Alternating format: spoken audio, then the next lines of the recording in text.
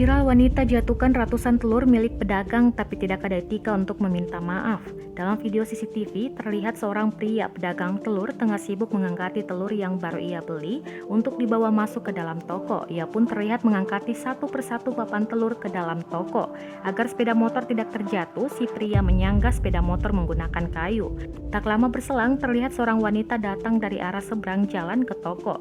Saat berjalan, ia tak sengaja menyenggol kayu penyangga sepeda motor hingga terjatuh. Sontak semua telur yang ada di atas sepeda motor jatuh dan pecah. Wanita yang mengenakan helm putih itu terlihat tidak panik sama sekali. Ia malah berjalan santai masuk ke dalam toko kelontong dan mengabaikan telur-telur yang sudah pecah dan berserakan di jalan. Tak ada sedikit pun rasa bersalah dan ucapan permohonan maaf kepada si pemilik telur. Saat berpapasan dengan pemilik telur, wanita itu malah jalan saja dengan santai seakan tidak ada terjadi apa-apa. Pemilik telur yang melihat itu hanya bisa menghela nafas dan beberapa kali memutar untuk melihat apakah masih ada telur yang bisa diselamatkan.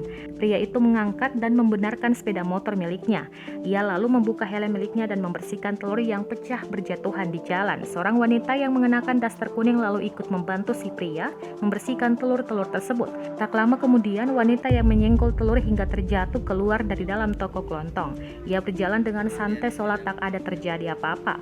Wanita itu lalu pergi meninggalkan lokasi tanpa ada sedikit pun meminta maaf.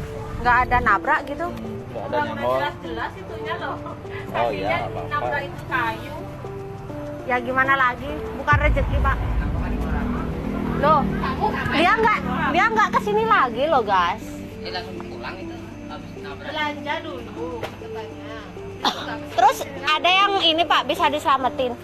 Ada yang berapa tuh 8 kerat. 8 kerat aja. Terus yang sedikit ada 5.